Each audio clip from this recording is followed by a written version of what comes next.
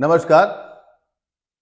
आज हम फिर आपको दो तीन खबरें ऐसी बताएंगे जो मीडिया से गायब है, जिस पर कहीं कोई चर्चा नहीं हो रही है, लेकिन वो आपसे और हमसे सरोकार है, मायने रखता है देश के लिए। पहली खबर ये है कि भारत ने फिलिस्तीन को सहायता भेजी है। उसी फिलिस्तीन को सहायता भेजी है जिसको लेकर के भारत में राजनीति शुरू हो गई थी उस दिन, जिस दिन से इजराइल पर अटैक किया था हमास के आतंकवादियों ने। मतलब हमास के आतंकवादियों ने हमला किया और उसको सीधे जोड़ दिया गया फिलिस्तीन से। और जैसे ही प्रधानमंत्री ने कहा था कि हम इजराइल के साथ हैं इस दुख की घड़ी में, तो लोगों ने ट्विटर पर, सोशल मीडिया पर, अपने राष्ट्रीय मीडिया चैनल पर भी फिलिस्तीन को सपोर्ट करने वाले को राष्ट्र विरोधी बनाया गया। ऐसी ऐसी बातें लिखी गई, ऐसी ऐसी बातें कही गई कि अगर आप फिलिस्तीन का सपोर्ट करते हैं तो मतलब कि आप देशद्रोही हैं। खबर कल की है, मतलब कल भारत ने फिलिस्तीन को सहायता भेजी है।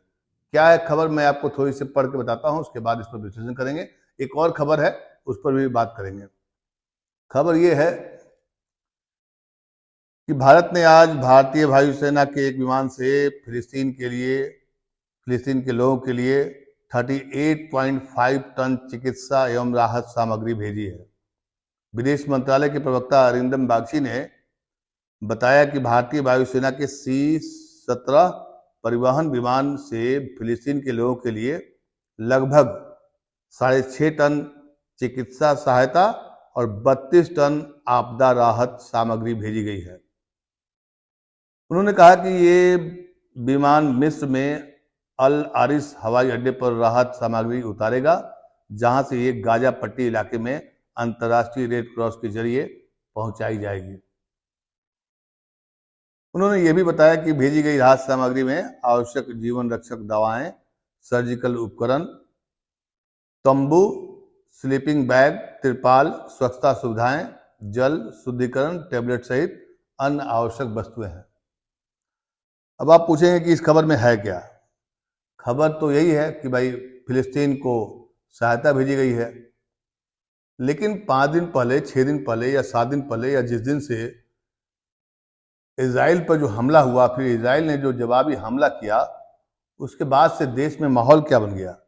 देश में माहौल बन गया कि फिलिस्तीन का सपोर्ट करेंगे तो आप देशद्रोही हैं, और उसी फिलिस्तीन को भारत सहायता भेज रहा है। यानी कि खबर यही थी और यही होना था, यही है सच्चाई। लेकिन मीडिया के जरिए आपके दिमाग में जो जहर भरा जा रहा है कि फिलिस्तीन का मतलब हमास होता है, फिलिस्तीन का मतलब मुस्लिम देश का मतलब आतंकवादी होता है। और भारत आतंकवादी के खिलाफ है, हम सब जानते हैं, पूरी दुनिया आतंकवादियों के खिलाफ है। लेकिन फिलिस्तीन देश के साथ में भारत का पुराना रिश्ता है, जो पुराना स्टैंड था उस पर कायम है। उसी स्टैंड पर कायम रहने के कारण उसको सहायता सामग्री भेजी गई है। लेकिन ये खबर आपको मीडिया में दिखाई नहीं पड़ेगी, न चर्चा होगी, न कोई नेता बोलेगा, न पक्ष का न विपक्ष का। अब बोलेगा नहीं तो जाहिर सी बात है, इस पर आपको खबर तक नहीं मालूम होगा।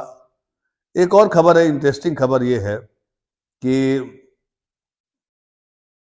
भारत में अब जो IAS अफसर लोग हैं, वो जो है रथ प्रभारी बनाए जाएंगे। अब आपके दिमाग में आएगा कि रथ प्रभारी मतलब क्या चुनाव के काम में लगाया जाएगा? जी नहीं। भारत सरकार के जो विकास की योजनाएं हैं, विकसित भारत का क्या मॉडल है, इसको लेकर के अब IAS अधिकारी रथ प्रभारी बनाए जाएंगे। रथ प्रभारी पहले चुनाव से जुड़े लोगों को बनाया गया था। ये जो शब्द है रथ प्रभारी, ये चुनाव से जुड़ा हुआ मामला है। लेकिन गवर्नमेंट ऑफ इंडिया ने एक नोटिफिकेशन जारी किया है कि IAS लोग अब भारत सरकार के उपलब्धियों के बारे में जगह जगह बताएंगे। बताइए, ये खबर आपको पता है? अब पता है तो इसके मायने आप समझते हैं, क्योंकि कुछ दिन पहले ही भारत सरकार ने एक और नियम निकाला था कि अब सेना के जो अधिकारी हैं या सेना के सेना को भारत सरकार की उपलब्धियों के बारे में बताने के लिए सेल्फी पॉइंट बनाने का निर्देश दिया गया है। मतलब जो सेना, जो आईएएस अधिकारी, जो ब्यूरोक्रेसी राजनीति से अलग थी, उसको चुनाव के दलदल में धकेला जा रहा है और धकेल दिया गया है। इस पर कहीं कोई चर्चा नहीं है, कहीं कोई बहस नहीं हो रही है। हाँ, विपक्ष के नेता ने लंबा चौड़ा पत्र लिखा है प्रधानमंत्री नरेंद्र मोदी जी को कि ऐसा मत करिए, आईएएस अधिकारियों को इसमें मत डालिए, सेना को राजनीति में मत लाइए। लेकिन ये खबरें ना आपको दिखाई पड़ेंगी, ना सच्चाई पता चलेगा कि खबर के बीच की खबर है क्या। अब आप सोचिए कि क्या आईएएस अधिकारियों को, क्या सेना के जवानों को भारत सरकार के कामकाज को बताने के लिए अधिकृत किया जाना चाहिए ऑलरेडी, जबकि इनके पास बहुत सारे काम है। सेना का काम क्या होता है? देश की सुरक्षा करना। अब वो जगह जगह सेल्फी पॉइंट ढूंढेगा, लगाएगा, उसमें भारत की जो उपलब्धियां हैं, भारत की उपलब्धियां बताने के लिए बकायदा एक डिपार्टमेंट होता है, सूचना एवं प्रसारण मंत्रालय, जिसका काम ही होता है कि भारत सरकार के जितने भी अच्छे कार्य हैं या जो भी काम कर रही है उसको बताना। उसको इसलिए बताना होता है ताकि देश की जनता उसका लाभ ले सके, और साथ ही साथ इसकी मार्केटिंग करना। भारत सरकार की मार्केटिंग कैसे होगी, मतलब इसकी चर्चा कैसे होगी दुनिया भर में कि भारत सरकार क्या क्या कदम उठा रही है देश की जनता के लिए या अंतर्राष्ट्रीय संबंधों के लिए।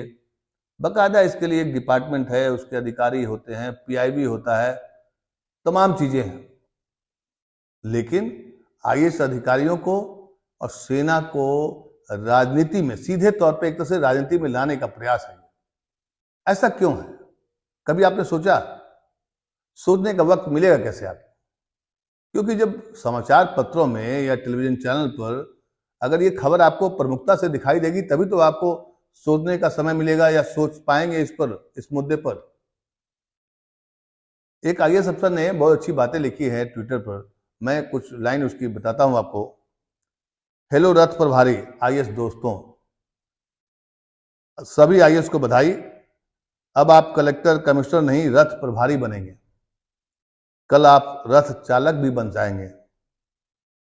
भारत के इतिहास में यह पहली बार होने जा रहा है कि सिविल सेवाओं के अधिकारी सरकार की प्रोपेगेंडा मशीनरी के हाथ का खिलौना बनेंगे।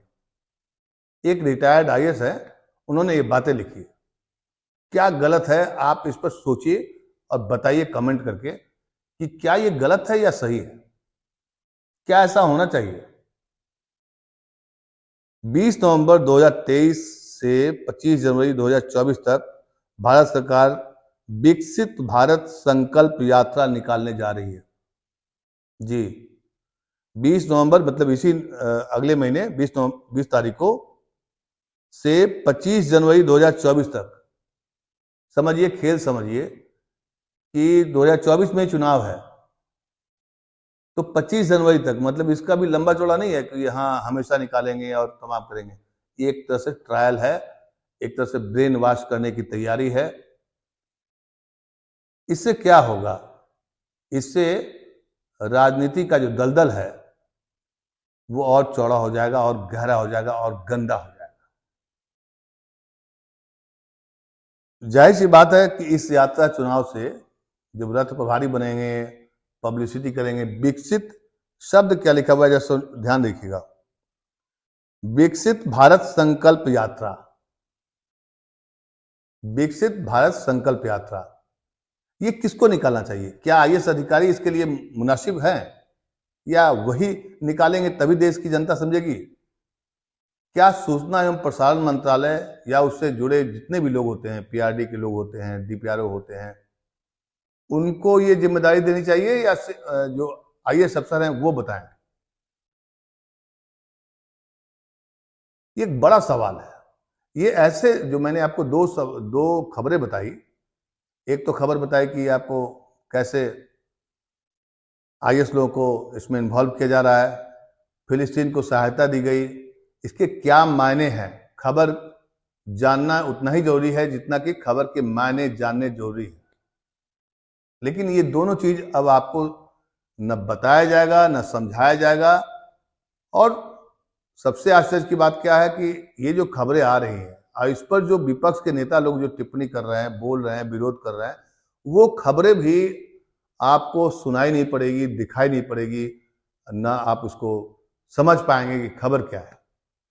और सरकार चाहती है कि ऐसा माहौल बना दिया जाए कि खबर तो गायब ही हो जाए और जो गलत खबरें हैं, जिसका विरोध विपक्ष के नेता भी कर रहे हैं, हम सबको करना चाहिए, क्योंकि गलत गलत होता है, सही सही होता है।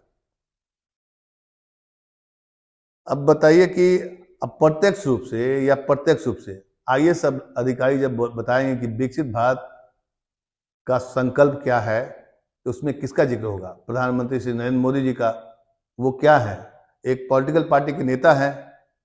अक्सर आप उन्हें बीजेपी की रैली में देखा होगा या देखते होंगे या देख रहे हैं। तो प्रधानमंत्री का खुद का कैरेक्टर एक पॉलिटिकल इमेज बना लिया है, पॉलिटिकल पार्टी के लीडर के तौर पर हमेशा वो माने हम लोग देख पाते हैं उनको। प्रधानमंत्री का पद भी एक पॉलिटिकल पार्टी का नेता ही होता है, इसमें कोई नई बात नहीं है। लेकिन जब आप प्रधानमंत्री बन जाते हैं तो आपसे आशा की जाती है, आपसे उम्मीद की जाती है, अपेक्षा होती है कि आप अपने वाणी से, अपने क्रियाकलापों से प्रधानमंत्री पद की गरिमा को बहाल रखेंगे, करेंगे। बहुत सारी खबरें हैं जो आपको पता भी नहीं चलता है और देश को मालूम भी नहीं चल रहा है कि हो क्या रहा है। गुप्त चुप तरीके से खबरें आती हैं। हम लोग भी खबर आपको इसलिए बता पा रहे हैं क्योंकि ये कुछ खबरें ऐसी हैं जो देश हित से जुड़ी हुई है, जो जन सरोकार से जुड़ी हुई है और इसको जानना बहुत जरूरी है। मतलब फिलिस्तीन को जो सहायता दी गई उसको प्रमुखता से जगह नहीं मिली मीडिया में। क्यों नहीं बताया गया? क्या उससे वोटों का ध्रुवीकरण प्रभावित होगा? आपको यह भी नहीं पता होगा कि विपक्ष के कुछ नेता फिलिस्तीन दूतावास में संवेदना जाहिर करने के लिए पहुंचे थे। वो खबर भी मीडिया में नहीं दिखाई पड़ी थी। माने कम, अगर मान लिया अगर आप उसको हेडलाइन नहीं बनाते हैं तो फिर क्या बनाते हैं? हम लोगों ने भी मीडिया में काम किया है, देश के प्रमुख दलों के प्रमुख नेताओं से मुलाकात की है, बातचीत की है, लेकिन कभी ऐसा नहीं था कि खबर गायब हो जाएगी। अब आईएएस अधिकारी रथ प्रभारी बनेंगे, रथ प्रभारी, और सेना के जवान या सेना के कई जगह सेल्फी सेंटर, सेल्फी मतलब होता है कि लड़कपन, जहां लोग शौक से आते हैं, फोटो खिंचवाते हैं, लेकिन वहां पर वो भारत सरकार के क्रियाकलाप होंगे, वहां पर संकल्प यात्रा की तरह ही कुछ दिखाया जाएगा ताकि लोग उसको सेल्फी लेंगे। सेना को ये जिम्मेदारी दी गई है, ये बताया गया है कि ये भी आप काम करेंगे। ये खबर आपको कैसी लगी? क्या आपको पता था ये खबर इन डिटेल? और सरकार ऐसा क्यों कर रही है? नवंबर में शुरू कर रही है, जनवरी में खत्म क्यों कर रही है संकल्प यात्रा? क्या चुनाव 2024 में है इसलिए, या बीजेपी एक तरह से मनोवैज्ञानिक तरीके से हार चुकी है जो अब सेना का और अधिकारियों का इस्तेमाल करने जा रही है? सोचिएगा जरूर और बताइएगा भी हमें कि कैसा लगा आपको मोदी सरकार का ये प्लान। क्या ये सही है? आपकी क्या राय है? सरकार को क्या करना चाहिए था? हमें जरूर बताइएगा। नमस्कार।